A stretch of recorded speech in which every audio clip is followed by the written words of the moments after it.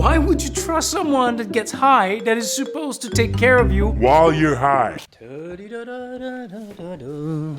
1, 2. I made a video about me quitting alcohol and how did I quit alcohol. And someone wrote in the comments that they had tapered down and stopped alcohol with microdose. With magic mushrooms, that looks exactly like that. And after that, I saw a bunch of reply to this person, asking that person to explain more what was microdosing and how they could get those magical mushrooms. So I thought I'd make a video about what I think about microdosing and explain to you a little bit what is microdosing. So first and foremost, I'm far from being a professional in the field of psychedelic, other than that I took a shitload when I was a kid of all these drugs. I consider myself pretty lucky that I didn't have any psychosis and I still remember to put my pants on in the morning. What is microdosing? The action or practice of taking or administrating very small amount of a drug in order to test or benefit from its physiological action while minimizing undesirable side effects. Basically, you just take a very little bit of something every day for a while and hope for the best. Because, my friend, nobody really knows if it really works or not. There's a bunch of anecdotal stories from people, but as we're gonna see a little bit later, I wouldn't trust these people. But what are the most popular drugs to microdose? You wonder. We have weed, LSD, MDMA, mescaline, psilocybin, that's just a fancy word for magic mushrooms, and ketamine. But why do people use these drugs? Why do people want to microdose? Some people are just trying to taper down from alcohol or other drug use. Stress, anxiety, ADHD, focus, creativity. Although I think that if you take that for creativity, at some point you're always gonna need that to be creative, which I think it becomes a hindrance. All right, let's look at some microdosing specialists I found on TikTok. Microdose is a very small amount. Very, very small. It can be as little as 1/50th of a regular large dose. A regular dose of mushrooms is usually around 3 to 4 grams. Sometimes a little less, sometimes a little more. I forgot to mention, this guy is saying that 3 to 4 grams is a regular dose. And I did a lot of mushrooms when I was a kid. Trust me, 3 to 4 gram is not a regular dose. You have to be really used to it to be able to handle 3 to 4 grams without bad tripping. I think the maximum I did when I was a kid was between like 1.5 grams and 2 grams, and that was way too much for me back then. So to me, this is complete bullshit. Sometimes a little less, sometimes a little more. Some people go crazy and take like 10 grams. I'm not here to recommend and say what you should or shouldn't do. I just want to share some knowledge. Microdose is when you take 0.1 of a gram. Say 4 grams is a big dose, 0.1 of a gram, or even less, maybe a little bit more. That's around the range of a microdose. So it's a very small amount, very safe, and oftentimes quite harmless, quite beneficial. To me, this is not knowledge. This is just anecdotal, personal experiences from a guy that's really high on shrooms. He even says in another video that it's okay to have a bad trip when you take too much mushrooms. Because we all have darkness inside of us, and bad tripping on mushroom helps us see through the darkness and put some light in it. Yeah, not quite sure about that. Could be a little bit more dangerous than anything else. It's kind of fitting that a big cloud goes over the sun right now. The lighting sucks today. I'm very sorry. It is very cloudy. It's nothing extra. But if it was true knowledge, it wouldn't be maybe a little less, maybe a little more, regular large dose. There's a lot of maybes and buts in there. And I suck at math, but I believe that 1/50th of a gram is 0.002. It's not 0.1, which would be 1/10 of a gram. And this is not harmless. Every time you do those drugs, it fucks with your brain chemistry. And you don't know how it's gonna affect your brain over time. How long does one microdose? This is a really good question. It's honestly so intuitive and personal, but my intuitive answer would be 3 to 6 months. My intuitive answer would be, I wouldn't trust microdosing on someone else's intuition. It's for you to actually get a fair understanding of how the medicine is supporting you and working with you. All right, she calls it medicine.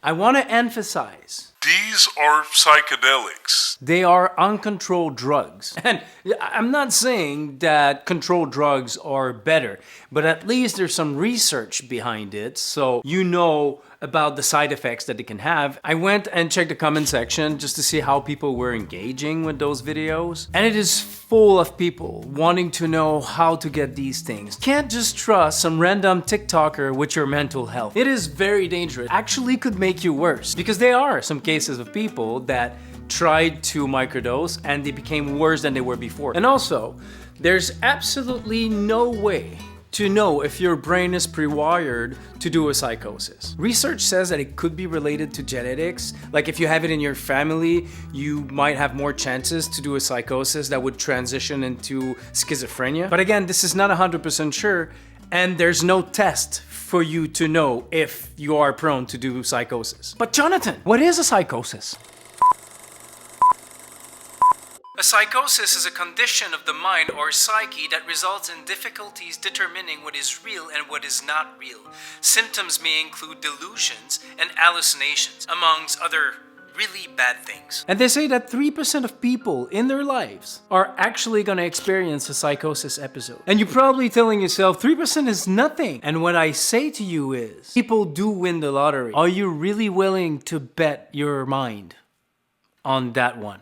And what drugs do you think are known to cause psychosis episode that could transition into schizophrenia? Well, if you're thinking of the list that we talked about at the beginning of this video, You're absolutely right. all the drugs that people uses to microdose that are promoting microdosing with, these are all the drugs known to cause psychosis episode. Now, I personally have met 3 people with schizophrenia because of one drug use in their life that ended up triggering a psychosis and transition into schizophrenia. One person was just one joint with weed in it. For one guy, it was one tiny little pill of LSD, and the other was one shot of meth.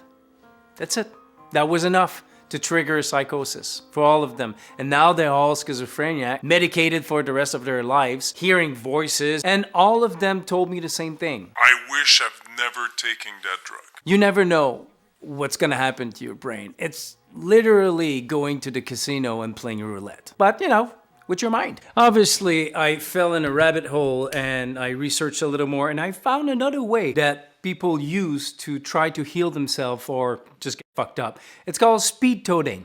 Check this out. So, are you the shaman who's going to be giving me the medicine? I am the medicine man, yeah. So how do you decide what dosage to give people?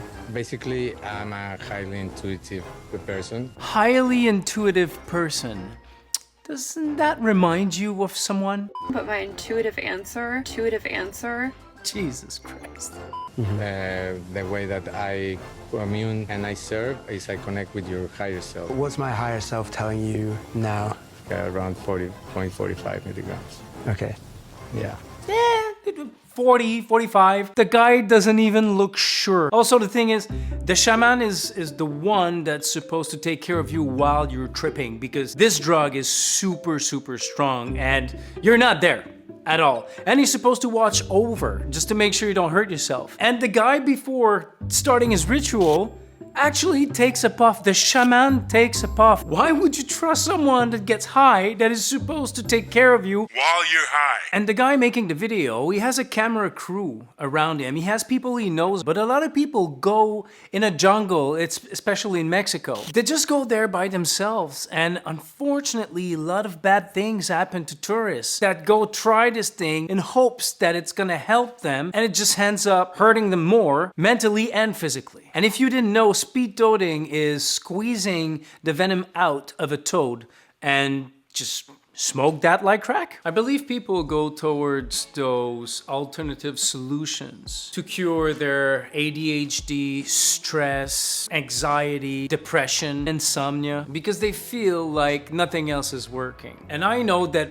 when I had some of those problems, the missing pieces weren't in drugs or clinical drugs. It was in my nutrition, it was in my drinking alcohol, it was in my watching TV too late at night. Before going towards these kind of things, you can really pinpoint what you do in your life and try to change as much as you can things that you can control before going into the medication or drug route, because you never know how your brain is gonna react to this stuff, whether short term or long term. Personally, I highly suggest that you don't do that. Try to find ways that are natural, but that are not gonna mess with the chemistry of your brain. That's just my opinion. Think about that before starting anything, or if you do, please research the hell out of it. I like you, you're a good person. Thank you for watching, and I'll see you soon.